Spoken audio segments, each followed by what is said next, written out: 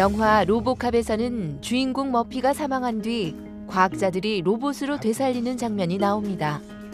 머피는 분명 사망했지만 뇌와 중추신경을 로봇에 이식하여 로보캅으로 탄생하는 장면은 미래의 우리 인간이 어떤 몸을 가질지 상상할 수 있게 도와줍니다. 미래의 인간은 어떤 모습일까요?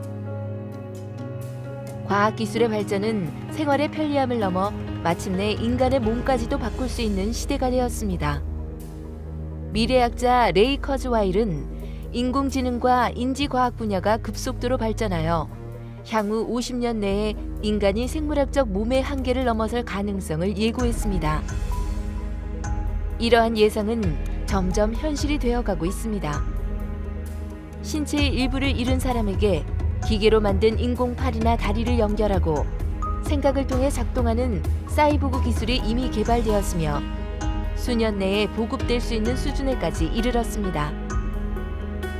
만약 이런 기계가 신체의 한 부분이 아니라 인간의 몸 전체를 대체한다면 우리는 그를 인간이라고 부를 수 있을까요? 미래학자들은 호모사피엔스의 시대가 막을 내리고 새로운 인간을 뜻하는 트랜스휴먼의 시대가 도래할 것이라고 말합니다. 트랜스휴머니즘은 과학과 기술을 이용해 사람의 정신적, 육체적 성질과 능력을 개선하려는 운동입니다. 트랜스휴머니즘은 장애, 고통, 질병, 노화, 죽음과 같은 인간의 한계를 불필요한 것으로 규정합니다. 따라서 생명과학과 새로운 과학기술이 인간의 한계를 해결해 주리라 기대합니다.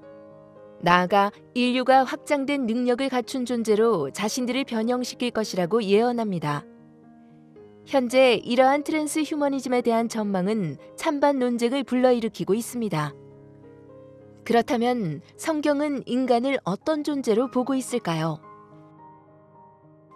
사람을 가리키는 히브리어 아담은 땅이라는 히브리어에서 유래했습니다. 이는 인간이 흙에서 왔으며 다시 흙으로 돌아갈 존재임을 암시합니다. 즉 성경은 인간이 독립적이고 완전한 존재가 아니라 언젠가 죽게 될 유한한 존재임을 설명하고 있습니다. 그러나 과학의 발전과 함께 인간의 수명은 점점 늘어나고 이제는 인간의 수명을 뛰어넘어 살아가는 트랜스휴먼에 대한 논의가 시작되고 있습니다. 기독교는 과연 이러한 시대에 어떤 의미가 있을까요? 인간의 신체 기관 중 뇌만 제외하고 전부 기계로 바꾼다고 한다면 대부분의 사람들은 걱정하거나 두려워합니다. 그러나 팔이 없는 사람에게 로봇팔을 장착하는 것은 필요한 기술이라고 인정합니다. 이러한 기준은 어디에 있을까요? 이와 같은 질문에 대한 답을 과학이 제시할 수는 없습니다. 이런 질문은 과학이 답할 수 있는 범위를 넘어섭니다. 여기에서는 철학, 신학 등과 같은 가치 판단의 중요성이 대두됩니다.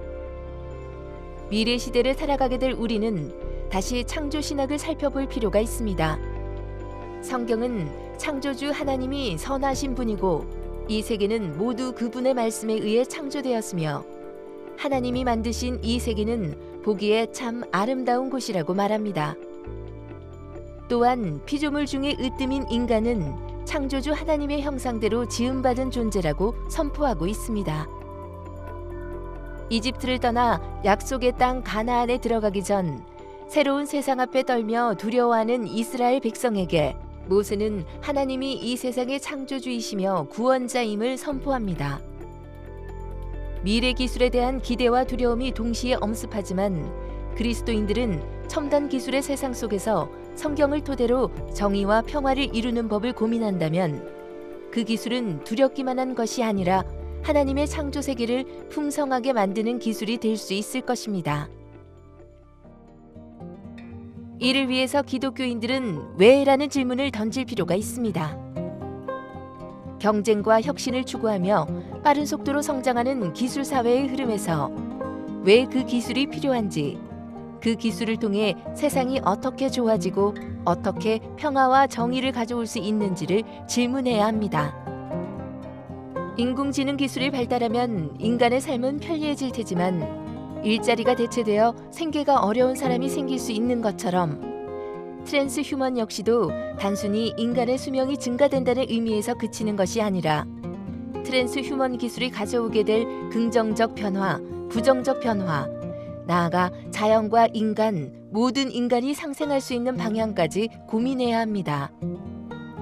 이렇게 논의하고 대화하는 과정을 통해 기술이 발전될 때 우리는 트랜스 휴먼도 하나님의 창조의 연장선에서 아름답게 바라볼 수 있지 않을까요?